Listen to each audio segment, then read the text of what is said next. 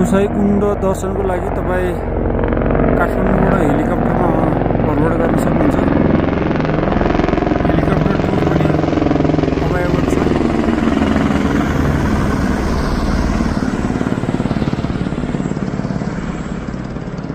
हेर्नुहोस्, हेलिकप्टरले पनि तपाईँको चाहिँ यो कुसाई कुण्ड लेकलाई चाहिँ एक फेर परिक्रमा गरेर मात्र ल्यान्ड गर्छ।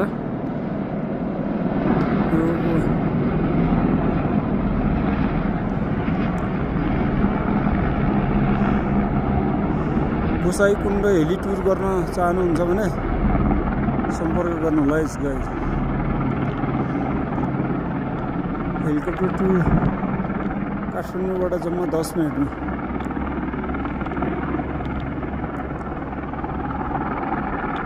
त्यो लेककै छेउमा चाहिँ ल्यान्डिङ हुन्छ र त्यहाँ ओर्लेर एक फेर यो लेक घुमिसकेपछि र तपाईँले यहाँको दर्शन गरिसकेपछि टी कफी खाएर चाहिँ फर्किन सक्नुहुन्छ।